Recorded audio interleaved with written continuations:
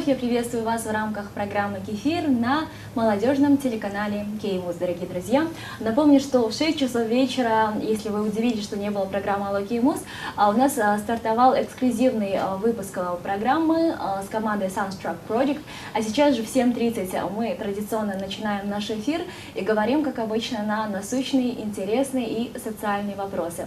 И одна из таковых, как мы все знаем, это миграция. И в частности, сегодня мы обсуждаем нововведение, можно так даже назвать, посольства США в Кыргызской республике, взаимовыгодное сотрудничество, также так можно обозначить данный пункт, так как отныне для граждан Кыргызстана и для граждан США есть возможность получать 5-летнюю визу пребывания в стране. Такие вот новости, если этот вопрос вас волнует, то можете присоединиться, задать свой вопрос. Я же напомню, что программа наша создана при поддержке финансовой компании «Шаро», Родниковой, «Воды Легенда». У нас уже гости сидят в студии, давайте начнем с ними знакомиться. Непосредственно представители посольства США сегодня вместе с нами. Джон Браун, советник посла по вопросам информации и СМИ. Good evening. Следующая наша очаровательная гостья — это Эрика Хоскин, консул. Hello. И также с нами Турат Макинбаев, информационный ассистент по работе со СМИ, а также сегодня будет выступать в роли переводчика нашей беседы. Спасибо вам, что пришли. Еще раз напомню телезрителям, прямой эфир наш общедоступен. Ведется трансляция посредством Фейсбука, 592001 наш номер. И сейчас, я думаю, непосредственно мы начнем про 5-летнюю визу говорить и поговорим о том, как же все-таки прошла процедура первой выдачи 5-летней визы. Let's talk about the 5-year visa, and we'll start with how the first 5-year visa was issued. Well, first of all, I just want to say thank you for allowing us to come on your show and talk about the visa process. It's really important to us, so we're really glad to have the opportunity to speak to you. Ну, во-первых, спасибо большое за возможность прийти к вам в студию и поговорить с вашими зрителями об этом очень важном вопросе. Для нас это очень важно, чтобы зрители знали. We actually issued our first 5-year visa we issued it on April 28th. We gave it to our first applicant on the 29th, a wonderful young lady named Zainab. She is an advocate for the rights of people who are living with disabilities, and she is a frequent traveler to the United States for meetings and conferences to discuss this issue. So we were very proud and happy that she was our first 5-year visa applicant. Мы выпустили нашу первую визу 28 апреля и выдали ее на руки 29 апреля замечательной молодой кыргызской девушке, ее зовут Зейнеп. Она является защитником прав инвалидов, и она очень часто ездит в Америку по служебным делам. И она тоже была счастлива быть первым получателем многолетней визы. Нам также посчастливилось побыть на данном мероприятии, уважаемые телезрители, и очень вскоре мы покажем вам сюжет на выше обозначенную тему о том же, как прошла процедура выдачи 5-летней визы, а сейчас о том, насколько важна эта процедура и насколько важно такое новое, свежее сотрудничество между Кыргызстаном и Соединенными Штатами. Я думаю, более подробно расскажет наш второй гость, его зовут Джон Браун, он является советником посла. And now we will talk about how important this news, the new procedure, and John Brown will. I think our first issuance is a great example of why this agreement is so important, because this is a young woman who advocates for people who really need someone to stand up for their rights and to help them. And she's, for many years, spent a lot of time going back and forth between the United States to find partners in the U.S.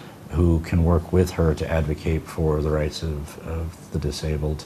And now, because of this new agreement, she'll be able to do that much more easily, because she'll only have to apply for a new visa once every 5 years instead of every year. So it saves people like Zainab a lot of time and a lot of trouble, and others who have important business in the United States or Kyrgyzstan to go back and forth.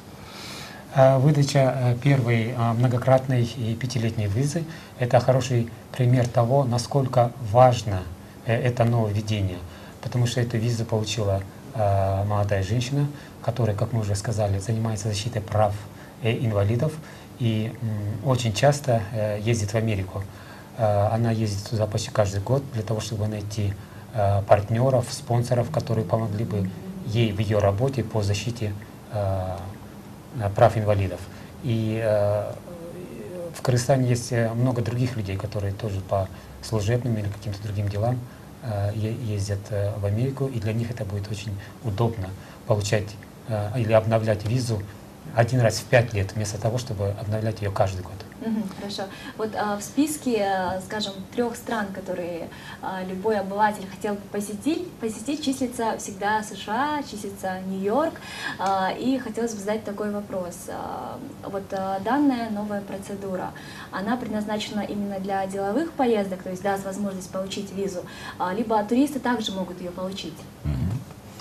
I got it. Yes, this the visa is not just about business, although that's very important, but it's also going to create a lot more opportunities for people to go visit on tourism, go to New York, like you mentioned, or any place else in the United States, see a wide range of attractions in the country, visit their families who live in the United States. That's also very important.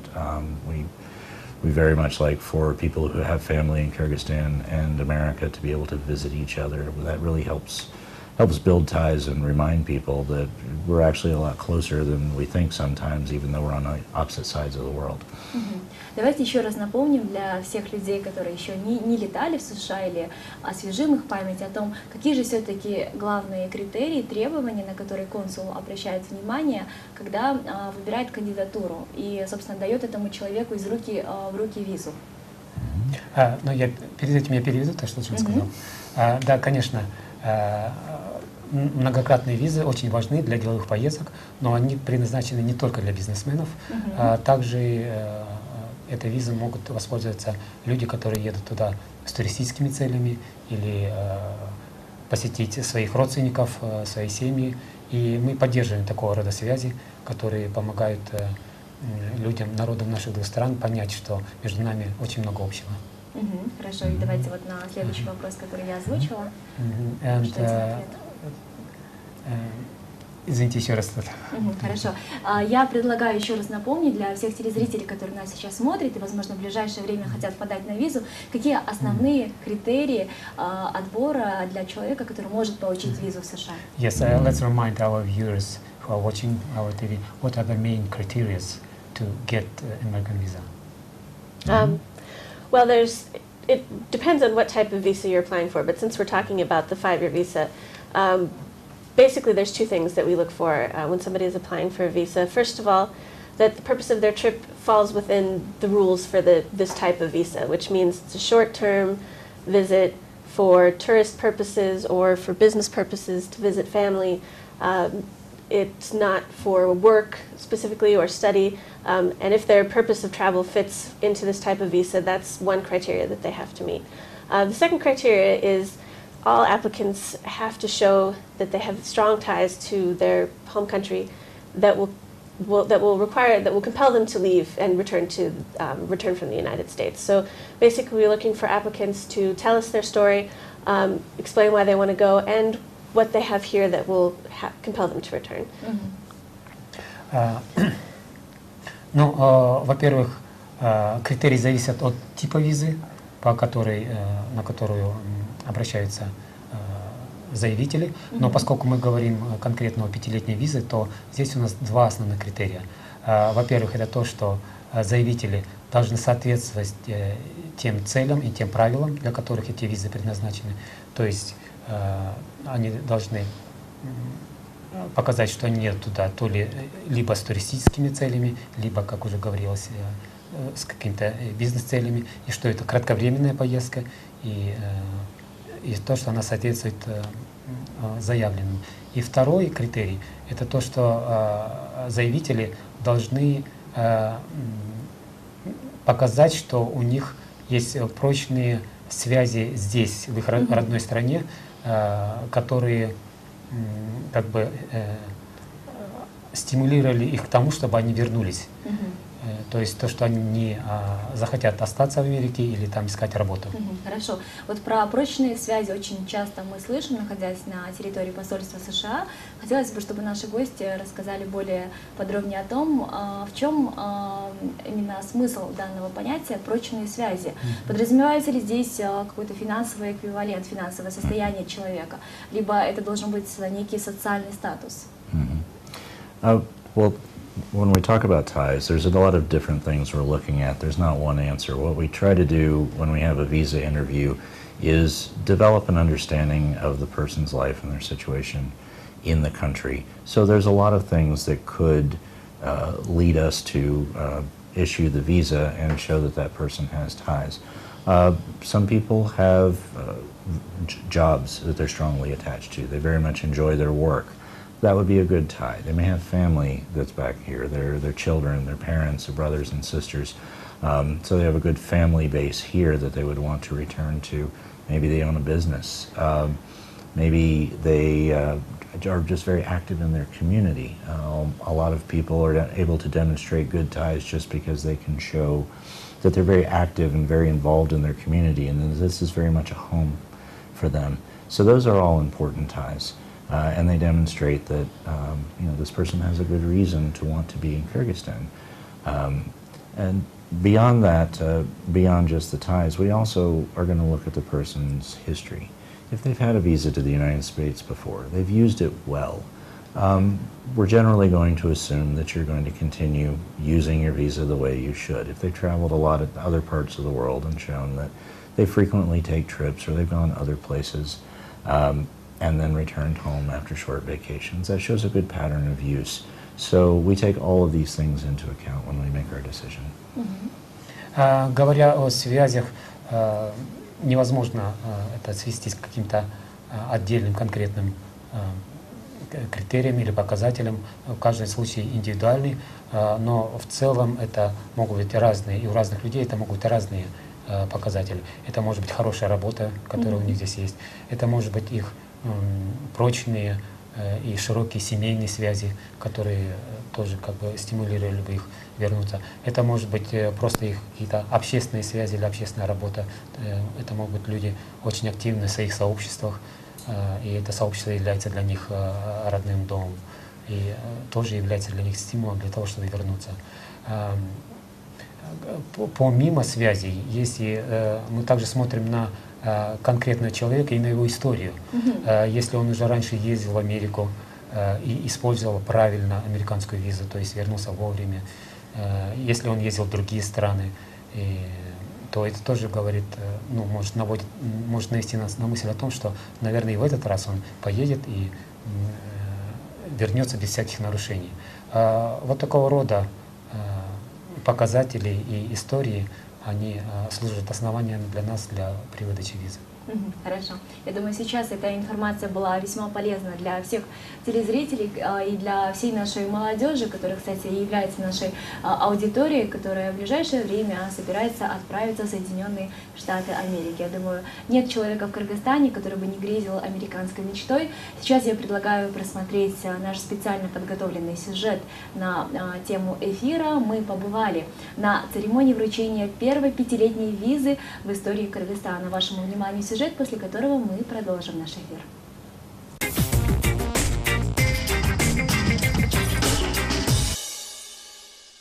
Совсем недавно посольство США и правительство Кыргызской Республики озвучили замечательную весть о том, что с 28 апреля 2015 года у граждан нашей республики появится возможность получать многократные визы сроком до 5 лет. Итак, 29 апреля впервые в посольстве США в Бишкеке гражданке Кыргызстана вручили паспорт с визой сроком на 5 лет. Счастливой обладательницей ее стала студентка УСА Сейнеп Дейканбаева, которая посвятила свою жизнь помощи людям с ограниченными возможностями.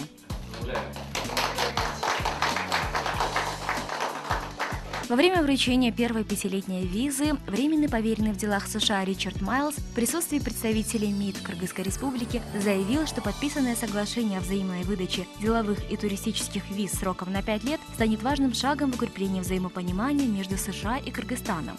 По его словам, частые поездки кыргызстанцев в Америку и американцев в Кыргызстан будут способствовать улучшению отношений между двумя странами. Сейнеп Дыкамбаева не раз выезжала в США по одноразовой визе на различные конференции, а в этот раз ей предстоит участвовать в глобальном форуме, где будут обсуждаться проблемы людей с ограниченными возможностями. Я уже 5-й раз еду в Америку. За 5 лет у меня никогда не было никаких сложностей в получении визы, так как я всегда приезжала вовремя, улетала тоже вовремя. И в связи с этим я никогда не испытывала никаких трудностей ни в сборе документов, ни в получении визы. И в связи с этим я очень рада, что я одна из первых людей, которые получают визу на 5 лет, потому что я получила на год в прошлом году, и очень рада, что теперь я теперь смогу принимать участие в различного рода мероприятиях, посещать Соединенные Штаты 5 лет подряд. Это здорово.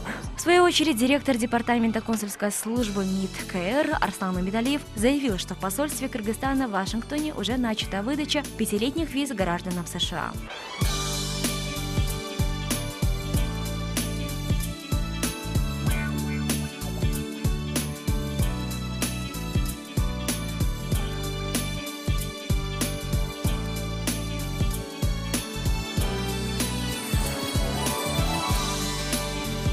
Также продлены сроки действия визы для краткосрочных туристических и деловых поездок с 12 до 60 месяцев. Преимущество долгосрочной визы в том, что она более удобна и менее затратна для людей, которым по работе, делам или бизнесу необходимо совершать поездки. О том, насколько плодотворным окажется данное соглашение, покажет время. Мы же хотим пожелать удачи каждому из вас, кто грезит американской мечтой.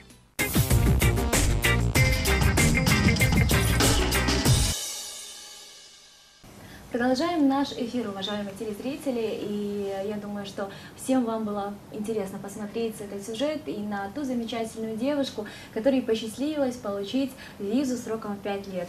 Девушка защищает права людей с ограниченными возможностями, я думаю, что это самая достойная кандидатура была, и я думаю, что посольство США было весьма снисходительно в данном вопросе. Сегодня нам также посчастливилось пригласить представителей посольства к нам на эфир, обсудить этот сугубо важный вопрос в общественности Кыргызстана. И напомню, что сегодня с нами Джон Браун, советник посла по вопросам информации и СМИ. Также с нами Эрика Хоскинг, консул Соединенных Штатов Америки в Кыргызстане, а также Турат Макинбаев, информационный ассистент по работе со СМИ, а также сегодня он выступает в роли переводчика. Хорошо, непосредственно к процедуре хотелось бы перейти. Чем старая процедура отличается от новой? Какие поправки появились новые, чего не было раньше? I can answer that. Actually, the process is the same. The application and everything is the same. The only thing that's different is that you will have to do it less often, which will make it easier for everybody in the long run and less expensive as well. Процедура осталась прежней, какая она и была. Единственная разница то, что теперь людям можно обращаться реже за визой. А так все процедуры и процессы остались прежними. Хорошо. Вот про молодежь, так как все-таки это наша основная аудитория, хотелось бы задать вопрос. Мы знаем, что программа Work and Travel очень популярна весьма у нас в Кыргызстане, и не один человек уехал по данной программе, посмотрел Америку, как говорится, и многие из ребят, к сожалению или к счастью, остаются на территории США как мигранты. Расскажите, пожалуйста, вот по поводу данной программы и по поводу той молодежи, которая хочет пожить там. Как вы к ним относитесь, положительно или отрицательно? Translate. I got most of it. Yes, since our audience is mainly youth, they're very interested in visa issues and migration issues, and many of them are either have been or look forward to participating in work and travel program. And fortunately or unfortunately, many young people stay there after the visa is over. And what do you think about this, guys? Well, obviously that's not why we issued the visas in the first place. We really like the Summer Work and Travel program. It's a great program. It gives young people an opportunity to go to the United States, learn more about our country, make friends, have a great summer, see a lot of things, get some work experience, make some money, and really it does fantastic things for bringing people close together. We've seen a lot of people who were a part of the Summer Work and Travel program who later go on to do really important things in their countries, whether it's in Kyrgyzstan or it's in Russia or it's in Poland or wherever. They come back from the experience and you can see that they've learned so much.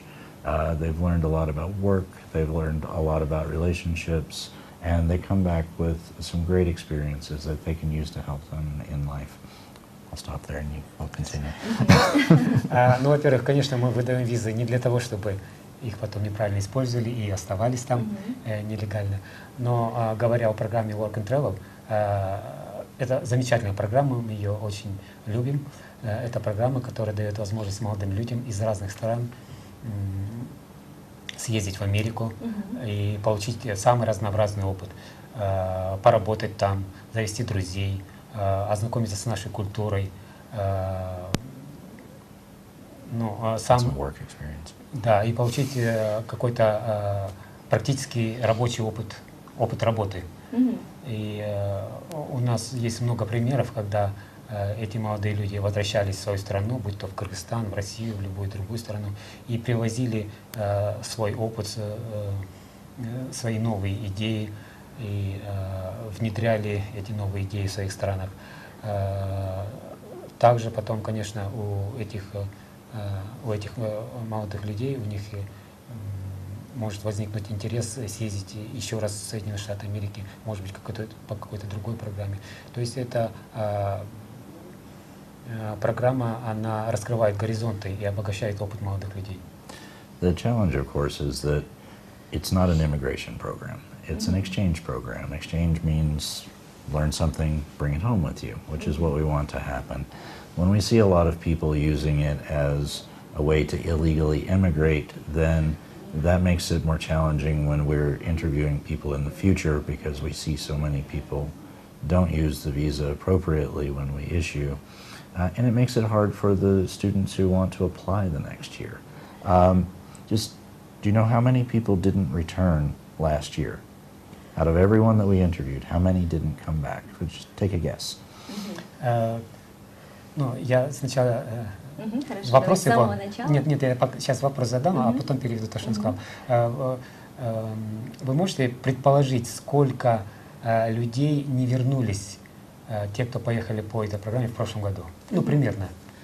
Если не ошибаюсь, по данным прошлого года, порядка 70% из 100 не вернулись. Верно? As far as I know, about 70%. Well, you're more pessimistic than reality, so that's good. It's actually about 40%. Вы более пессимистичны. На самом деле это около 40%. Ну, а теперь позвольте, я переведу то, что Джон сказал перед этим. Да, к сожалению, вот проблемой является то, что многие молодые люди используют эту визу неправильно. Конечно же, виза по программе Work and Travel — это не иммиграционная виза, но, к сожалению, все мы знаем, что молодые люди используют эту возможность, этот канал, как возможность уехать в Америку и там остаться. И, к сожалению, это создает проблемы как для нас, когда мы проводим интервью в следующий раз, также и для молодых людей, которые обращаются в последующем для этой визы, потому что нам приходится более строго подходить к рассмотрению этого вопроса. Что же происходит дальше с этими студентами, которые, скажем, решили вернуться на родину, повидать своих родных, и они хотят обратно посетить США, то есть прожив там порядка 4-5 лет, нарушив визовый режим. Смогут ли они посетить страну вновь? Well, if you remember when I said before, one of the things we look at is how did you use the visa we gave you the last time? And if we gave you a summer work and travel visa, which is supposed to be for 3 or 4 months to go for a short time, and you stayed for a year or 2 years and then came back, then the next time you come in and you apply for a visa, we're going to look at that and say, well, last time you really weren't very honest with us, so it's hard to trust you the second time. So really they hurt themselves by doing that. They hurt themselves a lot, and they hurt other students, because when we're looking at another student and we say, well, last year 4 out of 10 of you that we gave a visa to that we thought were okay still didn't follow the terms of your visa. You stayed in the United States. And then when we see one of those people again who misused their visa, and we think, well, you weren't honest with us the first time, why should we trust you this time? It makes it very hard to issue. So it hurts them, and it hurts other Kyrgyz students who want to join the program. Но если вы помните, чуть ранее я говорил о том, что когда мы выдаем визы, мы рассматриваем конкретного человека и его историю, и конкретно то, как он использовал предыдущие визы. И если он ездил по краткосрочной визе, которая была выдана там на пару-тройку месяцев, и он остался там на год, на два или на несколько лет, то когда он приходит к нам в следующий раз, то, конечно, мы смотрим это и думаем. Сложно доверить этому человеку. Да, да. В прошлый раз ты был не очень честен с нами, как мы можем доверять тебе в этот раз? И таким образом он вредит себе, но также он вредит и другим ребятам, другим студентам, которые действительно искренне хотят съездить по этой программе. Потому что мы когда смотрим и думаем, окей, 4 человека из 10 неправильно использовали визу и остались. И как бы нам сложнее доверять. В целях увидеть Америку, воплотить свою мечту в реальность, многие молодые люди делают просто сумасшедшие вещи. Кто-то подделывает какие-то документы с неимоверной суммой денег из банка.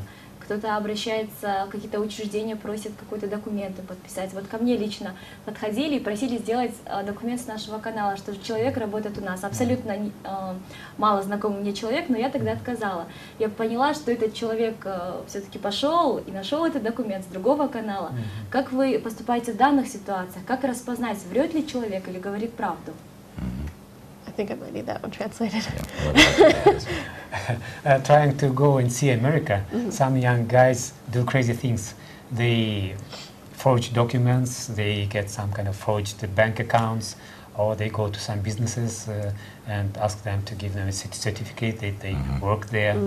She personally just recently approached by some guy who wanted this kind of certificate from her.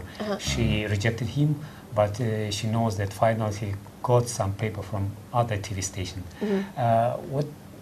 How do you deal with these guys, and how do you recognize if the guy is honest or not? Well, first, thank you for turning him down.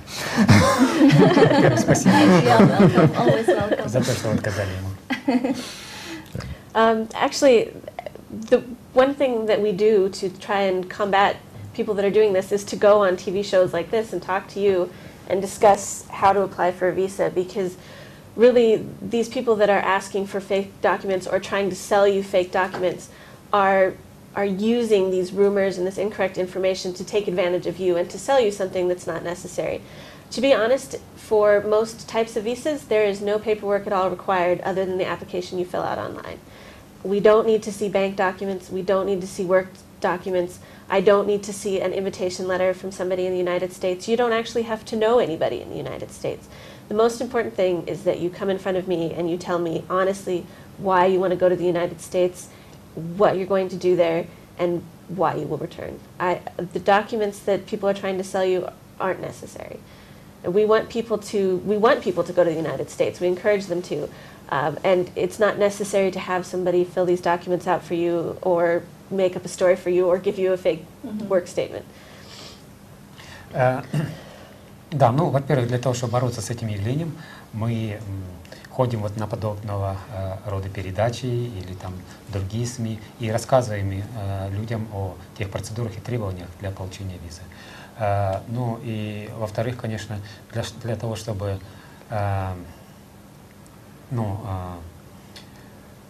распознать, для того, чтобы предупредить такие явления, мы говорим, что нам не нужно, для большинства типа виз не требуется того большого количества документов, которые многие люди готовят и приносят нам.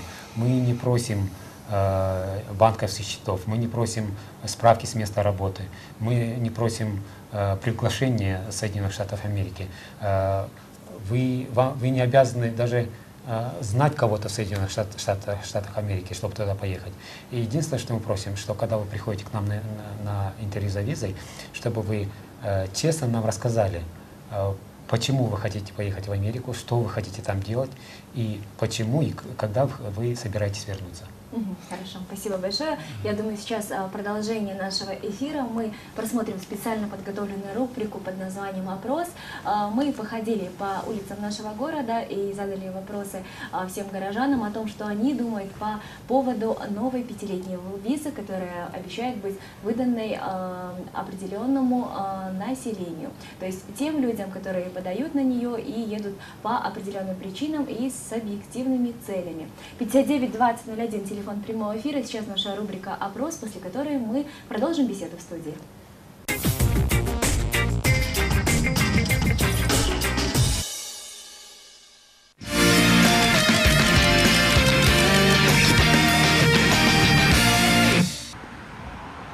Пятилетняя виза? А что она дает вообще? Не понял. Поехать, пожить 5 лет. Там, по-моему, говорят только для госслужащих, да? Для всех. Для всех?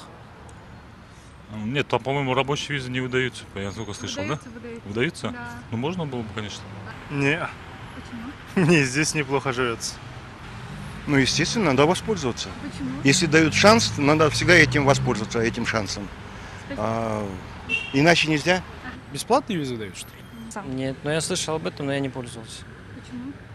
Ну, по крайней мере, я сейчас не стремлюсь за рубеж. Нет, я даже не слышал об этом.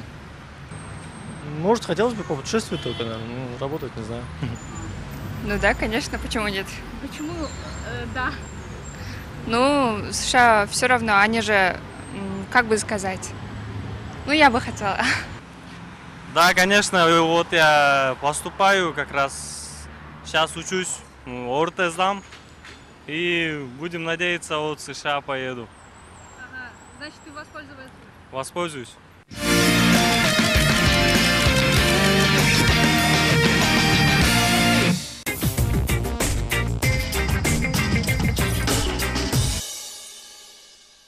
Как мы видим, абсолютно разнополярные ответы были даны нашими горожанами на вопрос о том, хотят ли они поехать в США посредством новой возможности выдачи 5-летней визы. Напомню, что мы сегодня обсуждаем этот важный вопрос с нашими гостями, с представителями посольства Соединенных Штатов в Кыргызстане. Это Джон Браун, советник посла по вопросам информации и СМИ. Сегодня вместе с нами Эрика Хоскинг, консул Соединенных Штатов Америки на территории Кыргызской Республики, а также Турат Макинбаев, информационный ассистент по работе со СМИ, а также выступает сегодня в роли переводчика. Ну, как мы видим, абсолютно разные ответы даны, и, как вы и сказали, оказывается, не 70% людей хочет и осталось на территории США. Ну, ведь и в Европу у нас часто ездят, во многие другие страны. Но раз уж мы сегодня говорим про Соединенные Штаты и поговорим про виды виз, хотелось бы более подробно остановиться на моменте не иммиграционных и иммиграционных виз. Мы знаем, что чтобы получить иммиграционную визу, человеку, кыргызстанцу, необходимо обратиться в посольство США в Казахстане. Скажите, вот сейчас мы видим, что очень много новых проектов, очень много новостей. Собираются ли менять что-то вот именно по поводу иммиграционных виз? Можно ли будет обратиться в посольство Кыргызстана, чтобы получить ее? That's okay, I understand. Actually, I would be very happy to issue immigrant visas here, but it's a matter. Right now, it's a matter of having enough demand to justify increasing the staff and changing the systems up to process them here, which right now we don't have a large enough demand to do. But if the demand continues to increase, or we're able to get more staff, it's certainly something we would consider in the future. Да, я была бы рада, конечно, выдавать иммиграционные визы здесь, в Бишкеке, но это вопрос спроса. И за этим, конечно, последуют какие-то организационные моменты, увеличение штата и так далее. На данный момент пока спрос недостаточно велик для того, чтобы вводить вот это вот расширение штата. Хорошо, вот а человеку, который хочет обратиться именно за иммиграционной визой в Казахстан, какие требования предъявляются? What are the demands for migration visa applicants? You may take that one. I'll take that. I actually handled immigration in Russia before coming here. Immigration visas are entirely different, and there's a lot of different categories of immigration. The most common is through family. people who have family members in the United States and they want to go live with them. So their family member in the United States will file a petition for them and request the visa. And translate, I'll keep going. Давайте я отвечу на этот вопрос, поскольку я занимался выдачей иммиграционных виз, работая в Москве. Иммиграционные визы — это совершенно другой тип визы, и там совершенно другие требования и критерии. Тоже внутри иммиграционных виз есть разные типы виз. Наиболее распространенная — это виза, связанная с воссоединением семьи. Если у вас есть родственники в Америке, они заполняют определенную петицию и подают запрос на выдачу вам иммиграционной визы. Я думаю, сейчас чуть позже продолжим, так как телезритель до нас дозвонился. Напомню, что телефон наш 59-20-01. Здравствуйте, добрый вечер.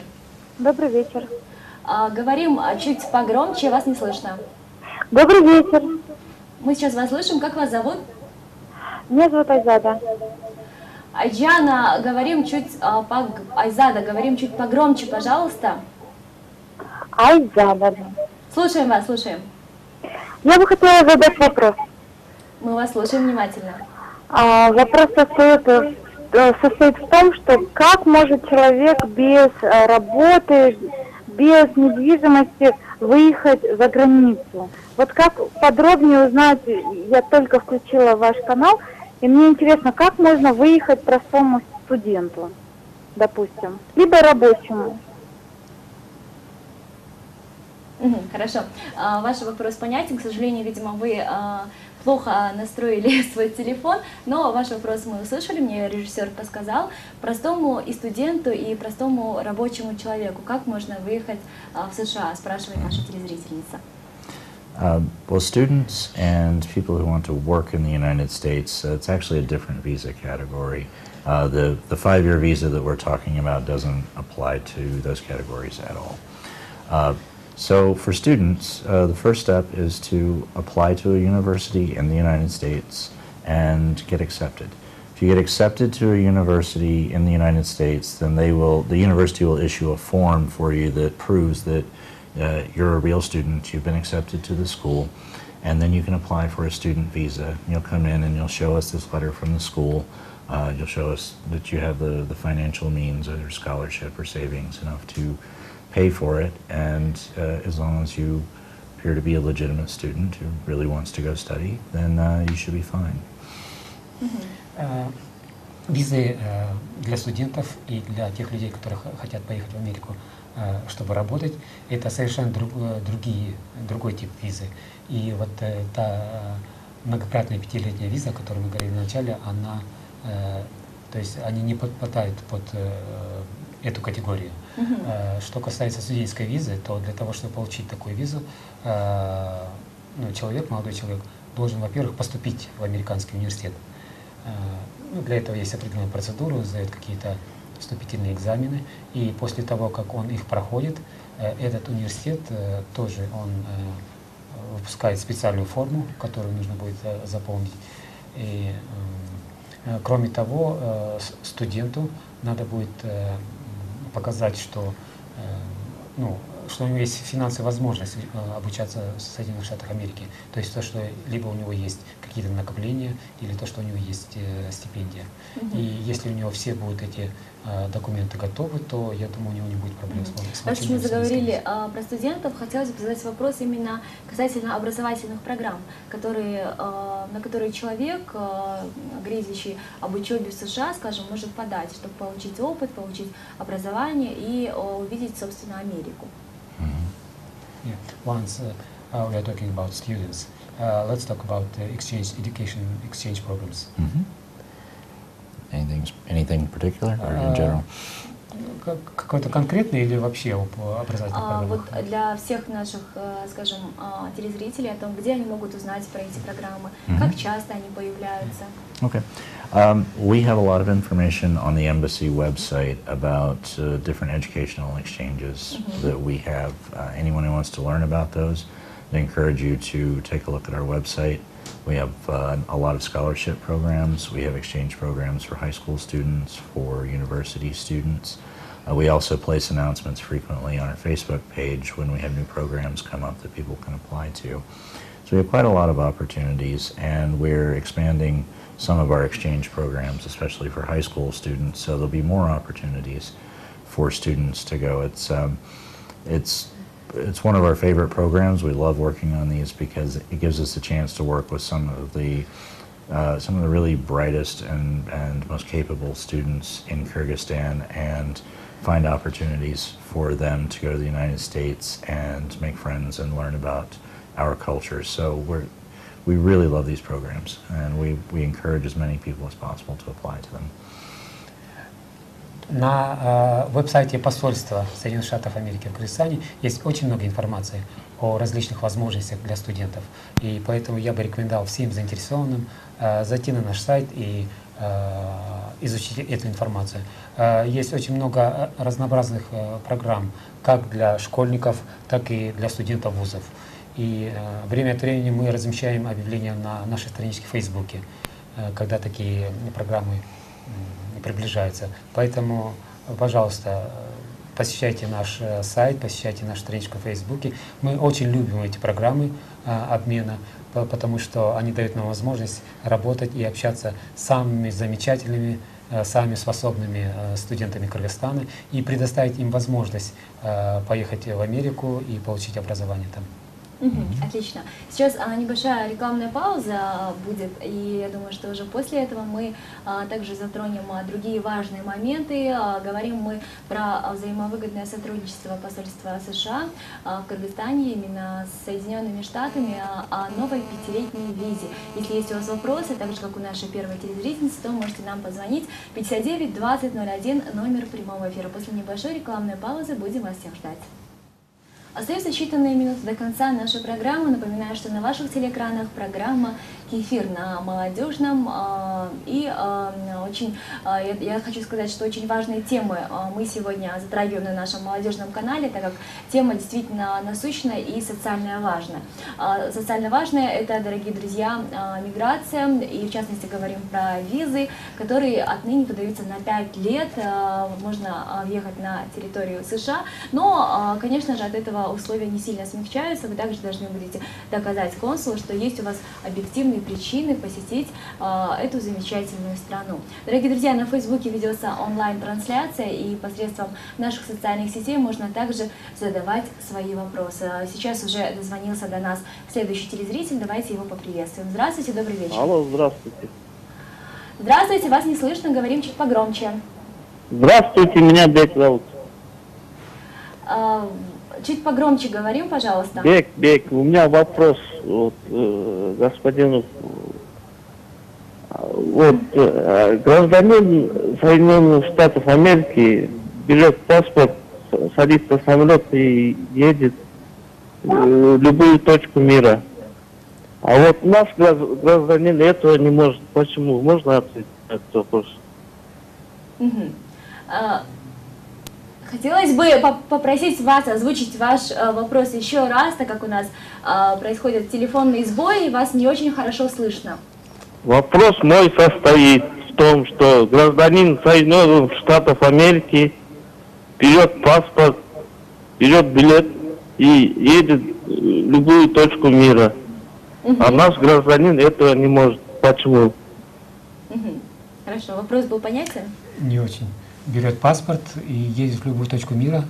Какой паспорт он ездит? Он говорит о том, что если человек, как я поняла, едет, например, в Соединенные Штаты Америки, он купил билет в Америку, и после этого он отправился в какую-то другую страну. При этом нарушает ли он закон или нет?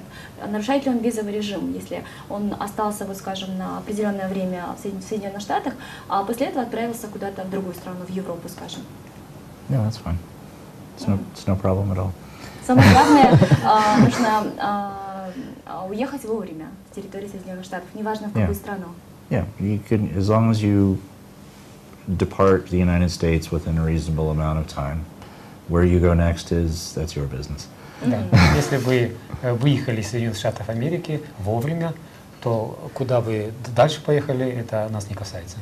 Хорошо, я думаю, что все путешественники, любители путешествий сейчас обрадовались, расплылись в широкой улыбке. Я же напомню, что телефон прямого эфира 59 20 01. Вы, уважаемые телезрители, не отходите подальше от телевизора. Нужно убавлять громкость, чтобы мы вас хорошо услышали. Если не можете до нас дозвониться, то добро пожаловать на Facebook, на Одноклассники и на другие наши социальные сети, где можете нас найти, набрав 4 буквы KMUS. И еще раз напомню тех людей, которые сегодня сидят вместе с нами. Это Джон Браун, советник посла по вопросам информации и СМИ, Эрика Хоскин, консул, а также Турат Микимбаев, сегодня выступает в роли переводчика, является информационным ассистентом по работе со СМИ. Вот сейчас мы, в принципе, основные серьезные моменты уже обсудили, и я хотела бы непосредственно обратиться к очаровательной Эрике. Вы очень хрупкая, нежная женщина. Расскажите о том, как вы воспринимаете тот негатив от людей, ведь я сама лично видела, когда людям отказывают, они начинают показывать свой негатив, показывать свою агрессию в сторону консула, ведь он начинает винить только вас в том, что он не получил визу. Расскажите, пожалуйста, как вы работаете с такими людьми? Just in case I didn't catch it all. On your job, you're probably exposed to a lot of negativism from those who were refused the visa. How do you handle this? That's a tough question. Это очень сложный вопрос. My goal when I'm having an interview with somebody is to provide good customer service in the sense that we have a good conversation with each other. And if somebody is refused, I want them to go away understanding that why they were refused or what the situation is. It's not a negative situation. Just because somebody is refused a visa today, in most cases, that doesn't mean they're not going to get a visa in the future. So I hope that people who are doing interviews and unfortunately receive refusals understand that and go away knowing that in the future they have that opportunity. And I realize that not everybody feels that way at the end of the interview, but all I can do is continue to provide information to people and try and help the understanding of the process and what a refusal means and how to receive a visa, and hope that in the future that improves the situation and reduces some of that negativity. Да, это очень сложный вопрос, но я в своей работе стараюсь оказывать услуги на самом высшем уровне. В том смысле, что я, когда я провожу интервью, провожу беседы, я стараюсь проводить ее таким образом, чтобы у нас была откровенная беседа, и чтобы заявитель в конце этой беседы, в зависимости от того, получит он эту визу, и особенно если он ее не получит, то чтобы у него было представление о том, почему он ее не получил. И это не всегда негативная ситуация, потому что то, что ему было отказано в визе один раз, не означает, что он не может обратиться за ней в следующий раз. А когда есть ли какой-то период, после которого можно обращаться, либо он может же на следующий день прийти и обратиться вновь за визой? Well, I'm sorry, go ahead. Going back to your first question a little bit, I want people to understand, that applicants to understand that getting a visa refusal is not something personal. It's not against them as a person or their situation as a person. It's just looking at their situation based on our immigration law. It's definitely not a personal thing, so I hope that people don't take it that way. And people can, in most cases, reapply for a visa again. We suggest that people wait to reapply until something in their situation has changed, so they're able to show those strong ties that they weren't able to show in the first interview. If you apply the next day, it's difficult to show that something has changed or that your situation has improved because it's only been a day. There are cases where maybe somebody didn't have a piece of information or they failed to give that piece of information, where they can come back and say, oh, I didn't tell you this, but maybe it's important. But it is important to know that it's not about documents. So if you receive a refusal one day, don't come back the next day with more documents, because that's not what we're looking at. We're having a conversation with you and talking to you about your situation and your reason for travel, and that's what the decision is based on. So coming back with more documents won't help if your situation is the same. Ну, во-первых, позвольте мне вернуться к нашему предыдущему вопросу. Я бы хотел добавить, что в тех случаях, когда происходит отказ в визе, я бы хотел, чтобы заявители понимали, что в этом нет ничего личного. Это просто ситуация, данная конкретная ситуация, и что в данной ситуации она не подпадает под критерии, под наше законодательство о выдаче визы. И когда человек уходит, то есть они могут обратиться за визой еще раз, но для этого нужно, чтобы в их ситуации что-то изменилось. Поэтому, когда человек приходит на следующий день, то ему будет трудно доказать, что действительно что-то изменилось в этой ситуации. И поэтому мы как бы рекомендуем им, может быть, дождаться того момента, когда действительно что-то у них произойдет в их жизни, в их ситуации, которое позволит им обращаться за визой. И еще я бы хотел сказать, что это не вопрос документов. То есть не надо приходить, часто люди приходят очень скоро с какими-то новыми документами. Но вопрос не в документах, а вопрос в конкретной ситуации данного человека. То есть не надо приходить с кучей новых документов, чтобы доказать нам что-то. Мне подсказывают, что на Фейсбуке написал телезритель, наш зовут его Бакыт Шаршибиев, и задал он следующий вопрос, что с девушкой они недавно обвенчались и хотели отправиться в свадебное путешествие в Лос-Анджелес. Они принесли документы ЗАГСа, принесли все нужные документы о финансовой стабильности. Почему им не выдали визу, спрашивает он так и не понял. Бакыт Шаршибиев just recently applied. He just recently engaged with some girl, and they wanted to go to Los Angeles for a honeymoon or travel, but they both were refused, and he's wondering why. Well, we can't, by our laws, we can't comment on individual visa cases. The United States has very strong privacy laws. So he's free to talk about his case all he wants, but we're restricted by law from talking about a specific case. But in any individual case, in general, we can say that, again, we look at the whole picture of the person's life, what they can present to us about their job, school, family ties, the whole package of what might compel them to come back. And we look at all of that together when we make our decision. I don't know the case in this particular young man's situation, but we apply the same standard to everyone worldwide. There's not one standard for Kyrgyzstan and one for England and one for South Africa. Worldwide, there's one set of American laws, and we apply the same standard equally to everyone around the world. Что касается конкретно Бакыта Шаршибиева, то согласно нашему законодательству мы не имеем права комментировать конкретные случаи, потому что это индивидуальный и его личная жизнь. Он может говорить о своем случае как ему угодно, но мы не можем комментировать данный конкретный случай. Что касается такого вопроса в целом, то я хотел бы еще раз сказать, что мы рассматриваем каждый конкретный случай в общем.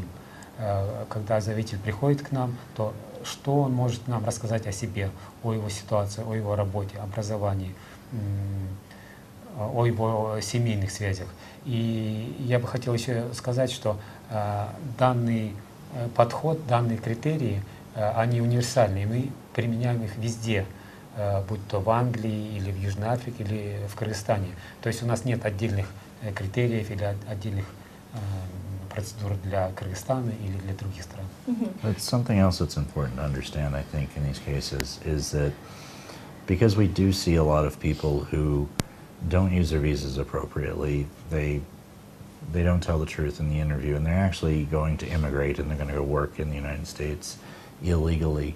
That makes it a lot harder for other people, and it makes it a lot harder for us to tell which people are giving us a genuine story and which people aren't. So when other people misuse their visas, it hurts everyone. It hurts all of the other people who would like to get a visa and use it for a good purpose, because it makes it much, much harder for us to tell what the truth is in a person's situation. And in those cases, our law says if we aren't sure, we have to say no. We don't always want to. It's not about that. But the law says that if we aren't sure, we have to say no. So I'd say for everyone out there, if you hear about people trying to tell you tips and tricks and lies to tell to get you through the visa interview, or ways to sneak into the United States and get away with something and do it illegally, tell those people to stop it, because they're hurting you. Я бы хотел, чтобы ваши зрители поняли одну очень важную вещь. Когда люди обращаются к нам за визой, и они как бы не очень честны с нами, то есть они ищут различные пути, чтобы каким-то образом все-таки вот проскочить в Америку и остаться там жить или там работать нелегально, то таким образом они вредят не только себе, но и всем остальным заявителям. И потому что, вот, видя, что так много людей пытаются это сделать или используют визу неправильно, для нас потом это становится очень сложнее, да, в каждом конкретном случае решить вопрос. Действительно этот человек честен с нами, или он тоже один из них. Поэтому, если вы знаете конкретных людей, ребят, которые собираются каким-то образом нас провести, обмануть и попасть в Америку, попросите их не делать этого, потому что тем самым они вредят вам тоже и всем остальным людям. Я думаю, что телезрители, которые нас сегодня смотрят, обязательно возьмут на заметку эти полезные советы, которые были вами высказаны. И последний вопрос, я не могу его не затронуть, так как у нас очень сильно политизированное общество. Буквально на каждом шагу обсуждаются мировые конфликты между двумя великими державами, Америкой и Россией. И многие СМИ, в частности российская пресса и телевидение, затрагивают именно вопрос активизации работы Соединенных Штатов в Кыргызстане именно с политической какой-то выгодой. Как вы можете объяснить и разъяснить начало вот такой активной работы США на территории Кыргызстана? Спасибо. Our priority in Kyrgyzstan, regardless of what you hear in the media, and I know you hear a lot of things that to me are very strange, and they have nothing to do with reality. And it's very frustrating because in many cases what you're hearing is completely the opposite of what we would like to happen here. And what we really want here is stability. Kyrgyzstan has shown great commitment to democratic reforms, developing parliamentary democracy. We think that's great, and we want to help that continue. We would love to see Kyrgyzstan develop stronger economic ties and trade ties with all of the countries around it. Kyrgyzstan shouldn't be forced to choose between one country and another or one partnership and another. Kyrgyzstan should be free to be partners with whatever countries Kyrgyzstan chooses, and that's Kyrgyzstan's choice. It's not the United States' choice. It's not Russia's choice. It's Kyrgyzstan's choice. It's important for all of us to respect that, and we would like to see Kyrgyzstan become more integrated and develop stronger ties with countries throughout the region, throughout the world, and continue to develop a positive, strong democracy that responds to the needs of the people and provides opportunities.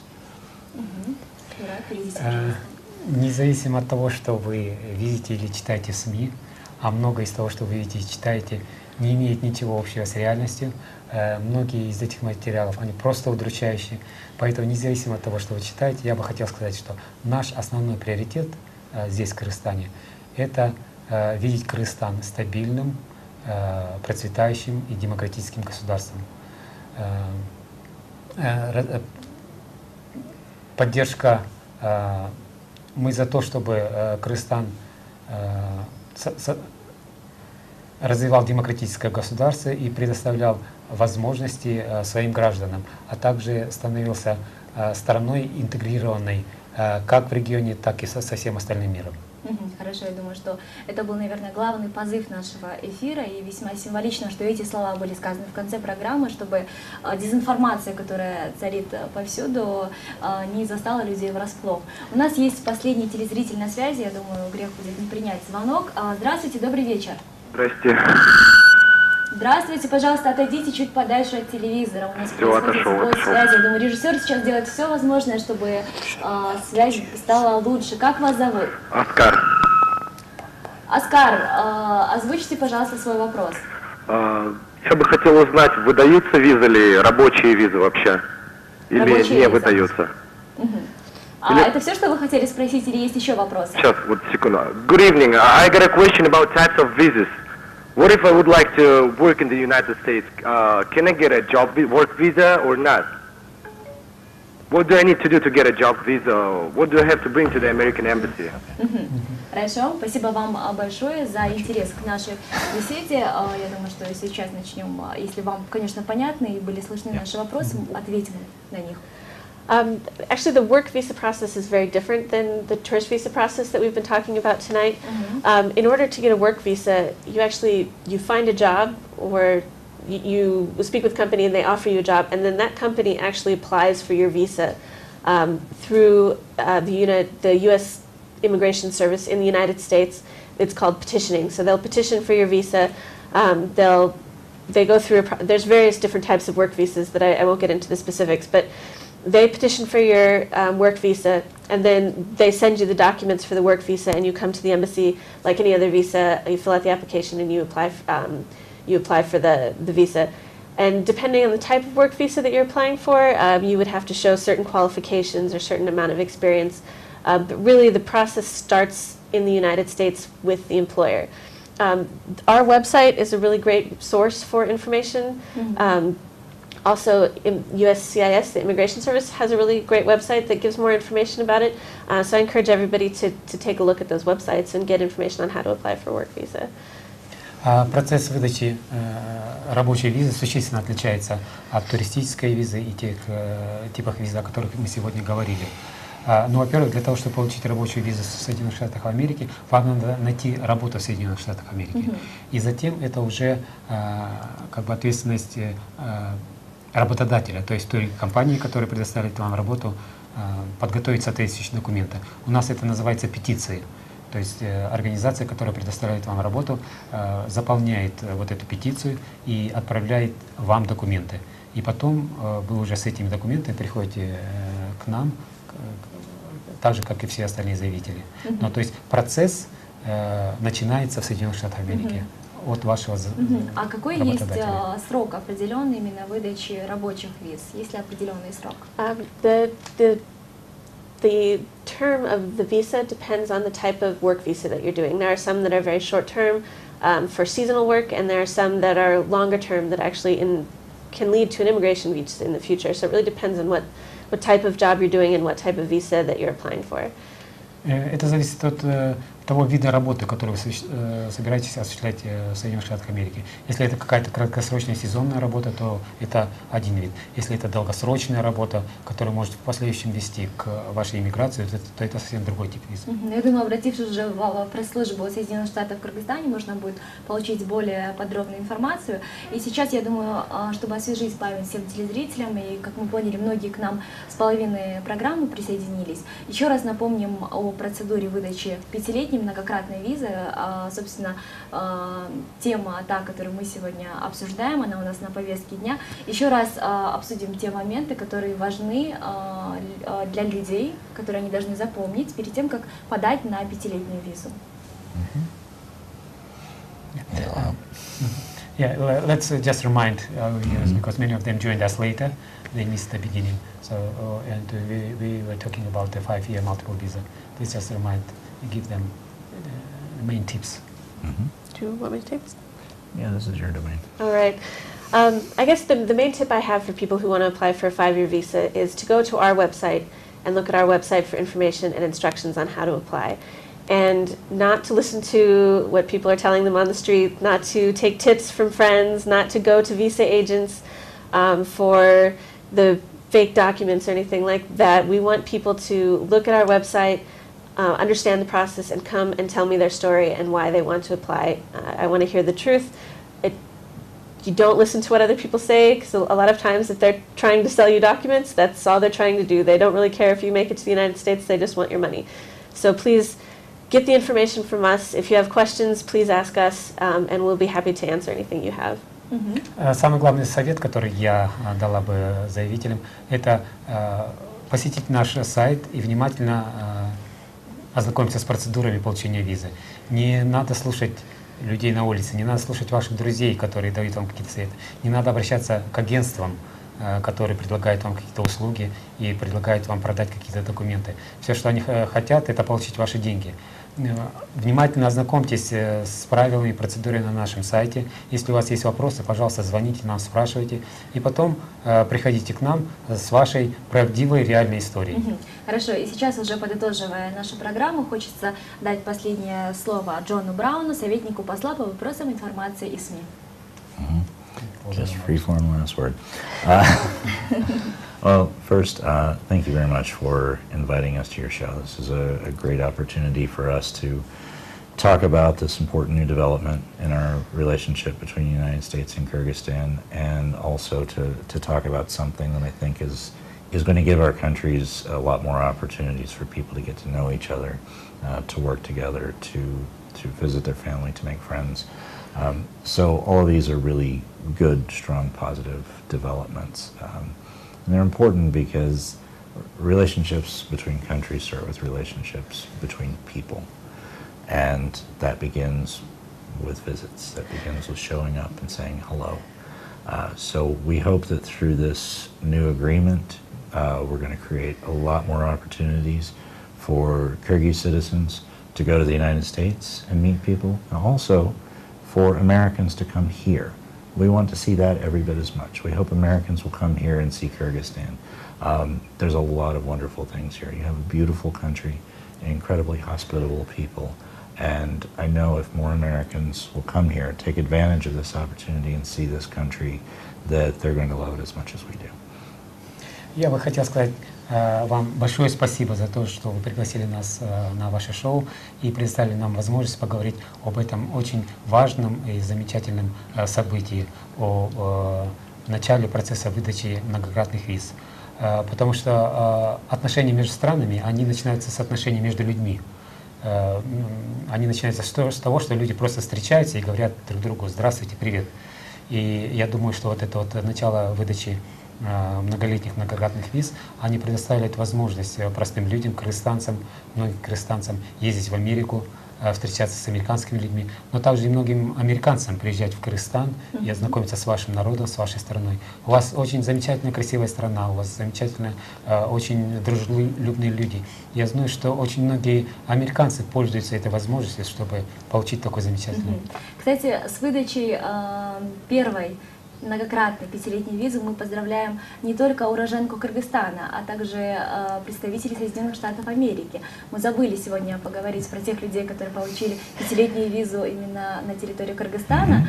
Давайте сейчас их поздравим, может быть, в прямом эфире от имени посольства США и от имени нашего канала.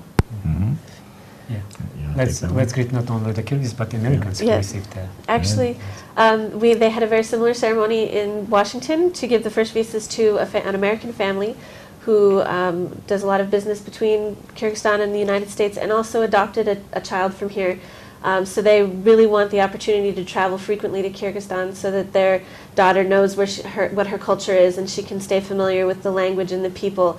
So it's a great example on that side too of how important it is for Americans who want to come here and how families can use it in the future. Да, совершенно верно.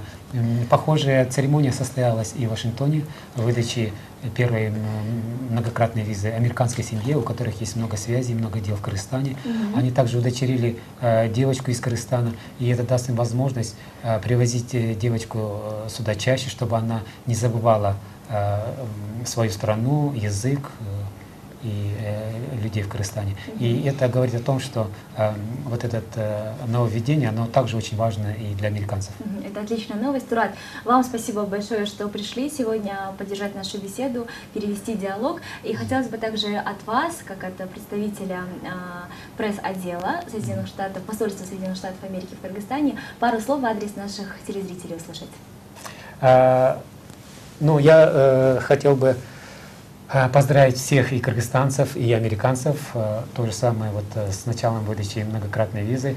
И как человек, находящийся между, как бы, кыргызстанец, но тесно работающий с американцами, я тоже хотел бы сказать, пожалуйста, не верьте многим слухам, многим домыслам о том, какие американцы страшные люди, какие они здесь страшные дела творят.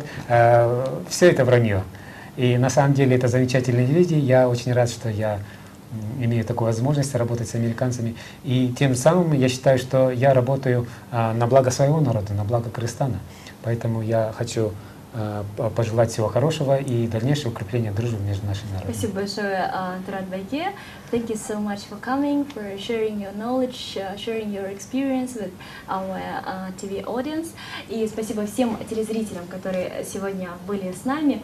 Ведь на самом деле Кыргызстан — это страна, которая объединяет несколько культур. Все мы смотрим американские фильмы, все мы слушаем американскую музыку. Поэтому я думаю, что такая возможность выдачи многократной 5-летней визы будет прекрасной возможностью для того, чтобы объединить культуры двух народов, дорогие друзья.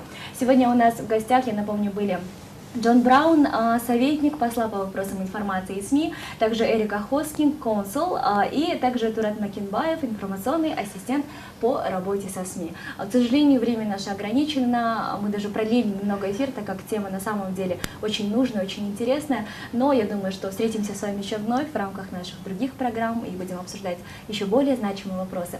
Я подвожу итог нашей программы, зовут меня Джамала Усманова, мы с вами прощаемся, но ненадолго, так как наша программа выходит каждый вечер с 19:30 по 23. Если есть какие-то предложения по темам наших эфиров, то вы всегда можете их отправить нам посредством социальных сетей. Программа наша создана при финансовой поддержке компании Шаро и родниковой воды «Легенда». Пусть американская мечта каждого из вас сбудется в ближайшее время. Дорогие друзья, желаю всем удачи в олицетворении ваших планов. Я с вами прощаюсь. Всем пока.